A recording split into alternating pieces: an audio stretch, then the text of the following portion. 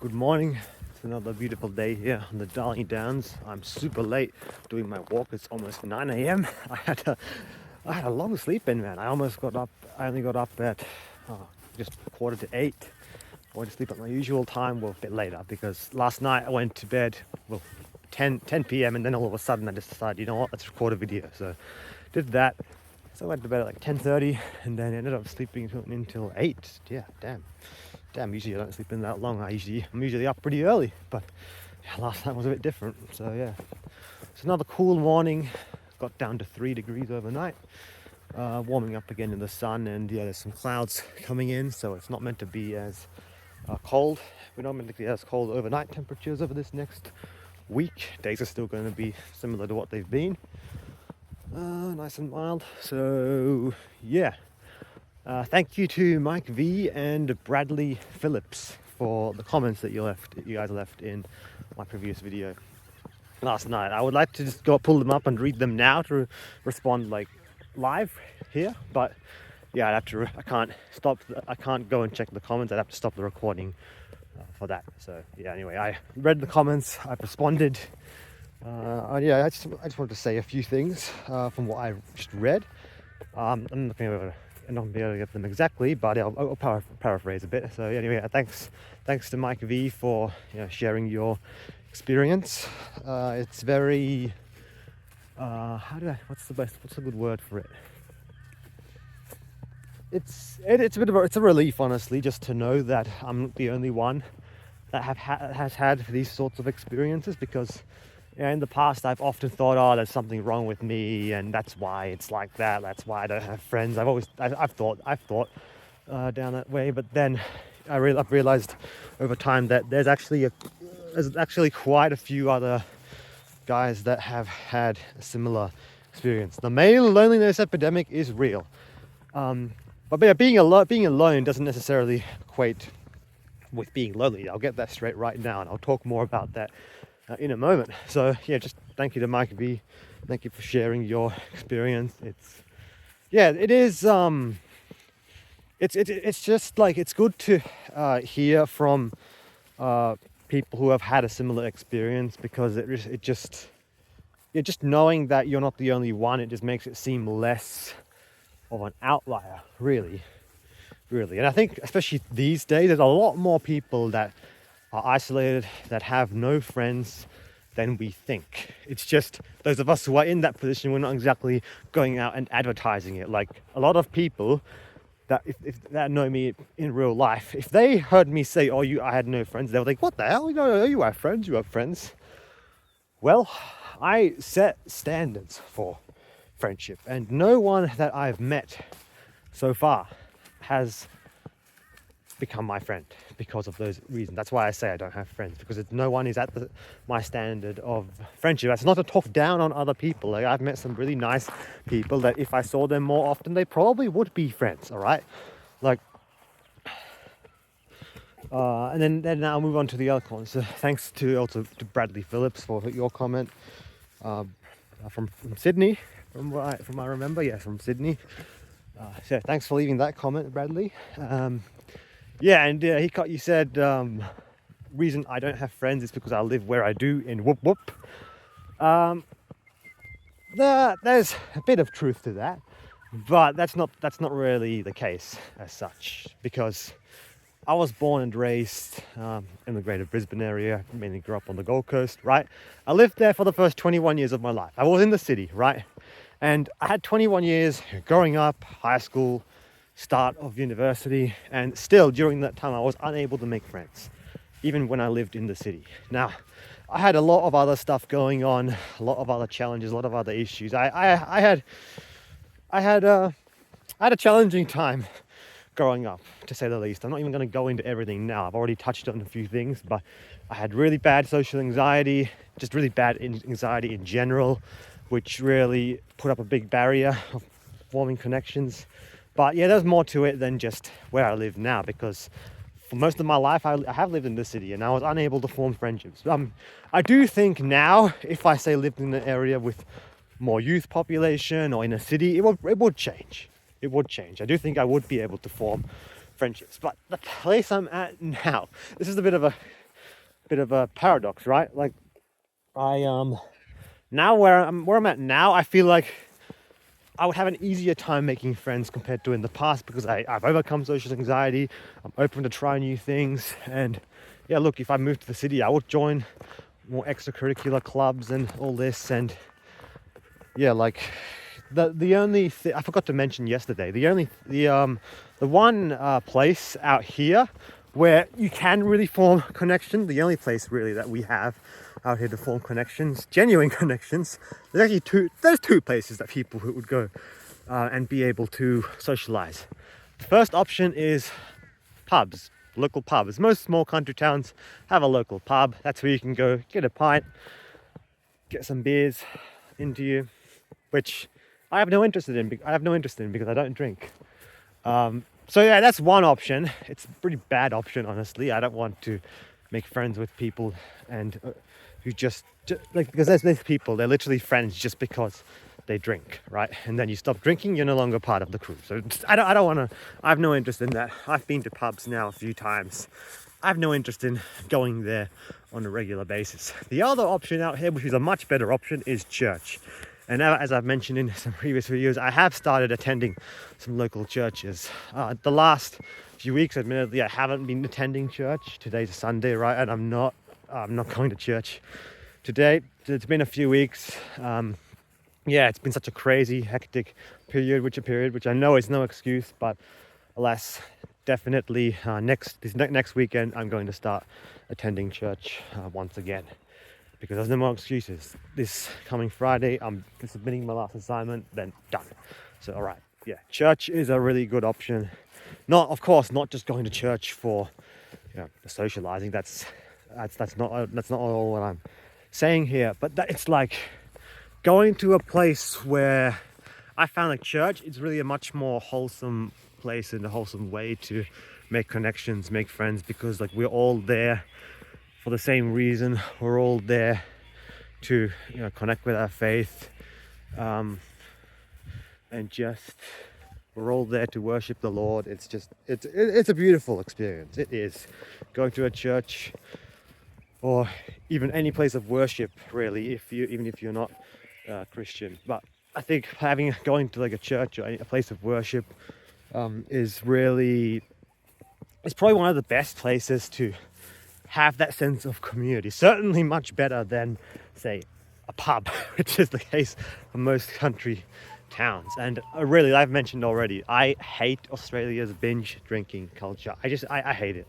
I really hate it. Like that, at our local pub here, there was a tragic incident where there was an 18-year-old who just started drinking, getting on the grog, as we call it, and downing pints. We don't really say pints here. That's more British thing. But anyway, downing some beers, and he was on the back of I'm not going to describe it too much. It's a bit of a high-profile incident over here. But anyway, he was on the back of a vehicle, and just drunk. Then he fell off, smacked his head on the pavement, got injured, and alas, that was the end of him. Had to go to hospital, had brain damage, and he was in hospital for quite a while and then eventually passed away in horrific condition. So just a tragic story. Life cut short, and I've heard enough of these examples just to know that I don't want to be in environments like that. I just want to stay well clear. Alcohol is one of the biggest killers in our society. So certainly, like I've even had people tell me, just go to the pub, man, just get a few drinks into you, you'll make friends, you'll get friends. I'm like, that's not the type of friendship I want. Not at all. I don't want friendships that is just over drinks. Like you see the people, they have their drinking crew or their smoking crew, or just people that bond just because of an addiction. It's such a sad way to live. That's not the type of friendship I want. So that's out of the question for me.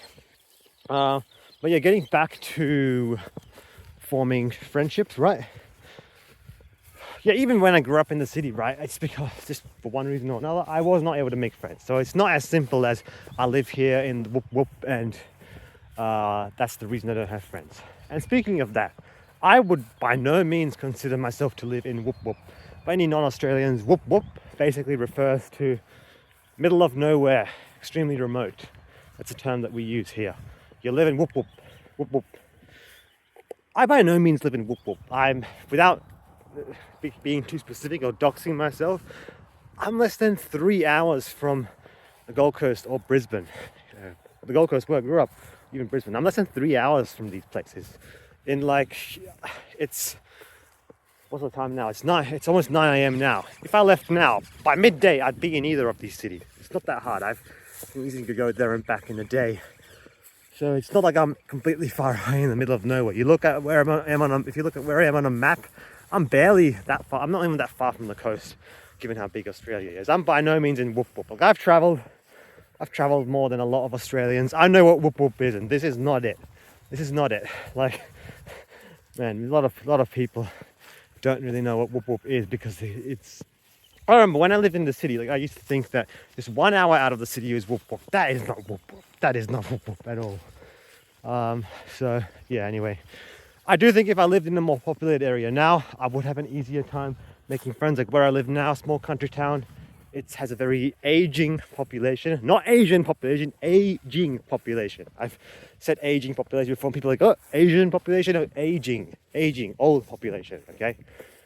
And look, nothing wrong with that, but it doesn't exactly make it easy for young people to find that sense of community and do things and have things to do.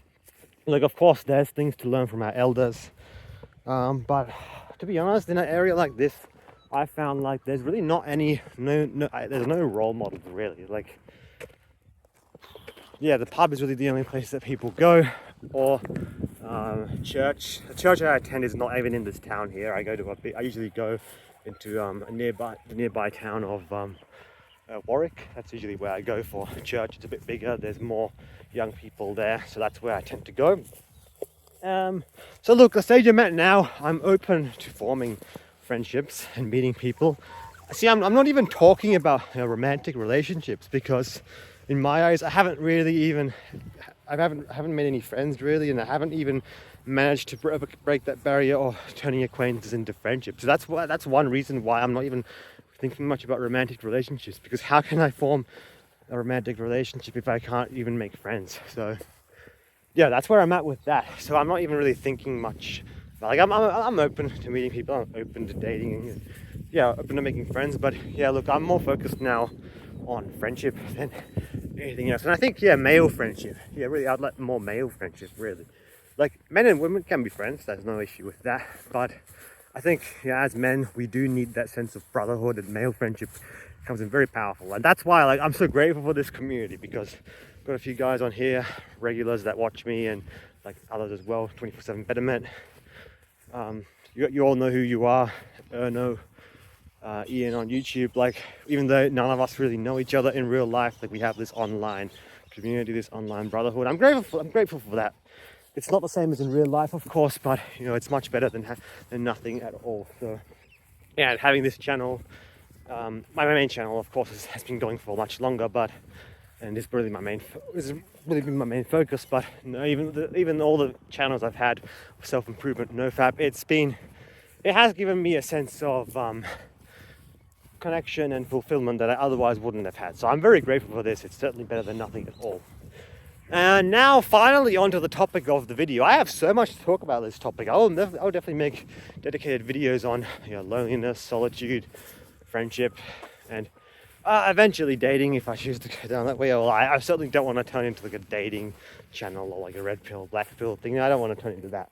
But yeah, or a dating advice channel. Like, a while back, once I was asked to give some comments on dating advice. I am no one to be asking on dating advice. I really have no experience with that.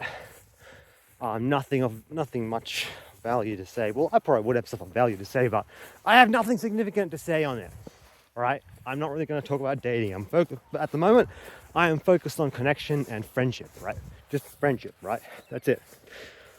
So yeah, don't be afraid to walk alone. I said yesterday's video that, you know, the ideal condition is to be part of a community, to have friendships. Like, we're humans, we are social beings. We all do need a degree of connection. That's true, I stand by that. However, with that said, there have always been people throughout history that for one reason or another have lived a life of solitude, have lived, say, as a hermit, and have walked alone. There's many examples.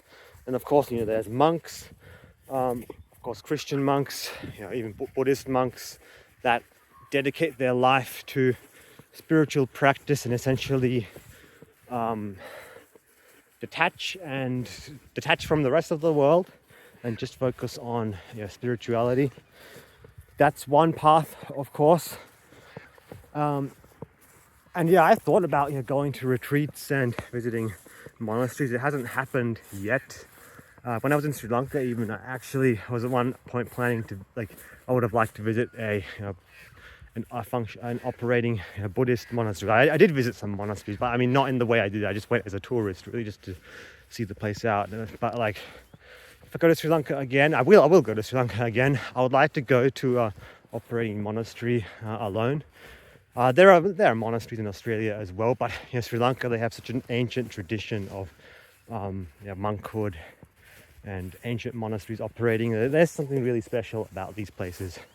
So and recently I was reading about, a while back I read about story, I forgot his name, but there was a monk in Mount Athos, in a monastery in Mount Athos, Greece. And it's a very interesting story. So this monk, when he was born, his mother died shortly after giving birth. So as a child, basically, he was then given to Mount Athos, a monastery there. So he never got to see his mother because he died in childbirth, pretty much. And this boy, he grew up in the monastery, raised to be a monk, and he spent his entire life in the monastery at Mount Athos in Greece. And there was a rule on Mount Athos that no women were allowed there. No women were allowed. And then all of a sudden, not all of a sudden, what am I saying?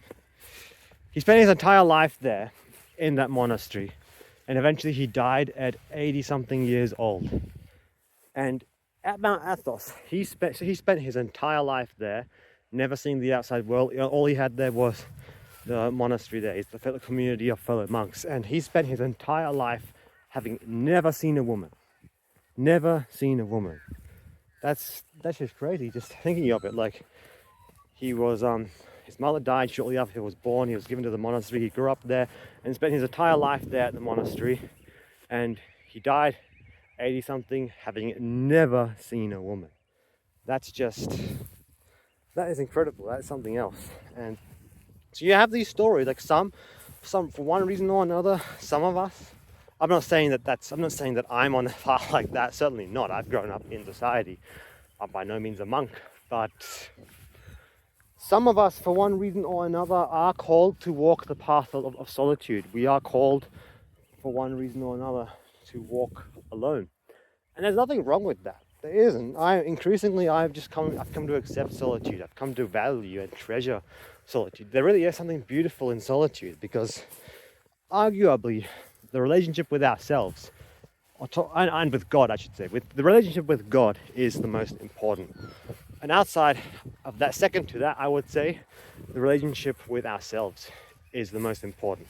More important than our relationship with anything else, because there's this, I'm not Buddhist, but there's this Buddhist saying that's very prevalent in Sri Lanka, for instance. It's, we are born alone, we live alone, we die alone. And it's referring to the human experience, our experience from the time we are born to the time as we live and the time we die. We are alone. We are alone. It's not everyone's going to agree with that at all, but and some people would think it's a very depressing creed to live by. But I don't know. I find there's some beauty in that as well. We are born alone. We live alone. We die alone. Many people in the West won't really understand the full extent of that saying, but if you've lived any time in solitude, you'll know how powerful that saying is. We are born alone, we live alone, we die alone. And look, I think there definitely is some truth to the view that spending time in solitude is one of the fastest ways to get closer to God. Personally, I think I think very few people that spend a lot of time alone are atheists. Personally, that's my belief. Because the longer I spend time alone, the more sure I become that God is real. Like I'll admit, today, right as of right now, like I call myself Christian, right? But I still struggle. I'm still new, returning to the faith, and I still struggle with belief in God. I still struggle with faith in God. I'll just be honest. I still struggle from time to time. But the more time I spend alone, the more sure I become of everything. Everything. So, yeah, that's that. Don't be afraid to walk alone, especially if you're on self-improvement, if you are cutting out addictions, if you make choices like not drinking alcohol, not doing this, that. A lot of people are not going to understand. A lot of people might even just not necessarily shy away from you, but you might, because if you are on this path of self-improvement, of bettering yourself, cutting out addictions, you're on a different mindset, a different wavelength to many people. As a result, it might be hard to form friends. Like, yeah, if I went to the pub regularly and just have a few drinks, maybe I'll have a crew that I'll hang out with. But I would then argue, are these really friends? Are these friends, or are we just people that we're essentially just empowering the addiction with? It's just, yeah, that's not what I want. It's not what I want. So that's where I'm at right now. Yeah, don't be afraid to walk alone. If you're on this path, especially of NoFap, sleep and retention, it may be a lonely journey. It can in fact be a very lonely journey, but that's okay. Loneliness is okay. It's okay to feel lonely, all right? Being alone and being in solitude does not necessarily equate with loneliness. Over time, I have become way less lonely over the years. I'd be lying if I said I still don't feel lonely from time to time. I do. There's still days where I have this sense of loneliness, this sense of like, damn, I really would like some friendship, some connection right now. And there's nothing wrong with that. That's part of being human, right? But that becomes less and less. Increasingly, I am at the point where I accept being alone. I accept being in solitude. It's okay. It's okay. And I'm not completely cut off and alone and isolated from the world. I'm by no means a monk, right? Like I still live close by to my parents, right? I see them, mum and my dad, regularly, and I'm grateful for that. I'm grateful for being able to spend time with my parents, right? Family is always precious. Family is always important. But yeah, I have no extended family. I have no, I live nearby. I have a big extended family, but none of them live nearby. I've got no siblings. I think being an only child definitely has played a big role in my experience as well. Yeah, shout out again to Mike V. Mike V, as mentioned, he's also an only child, and yeah, that definitely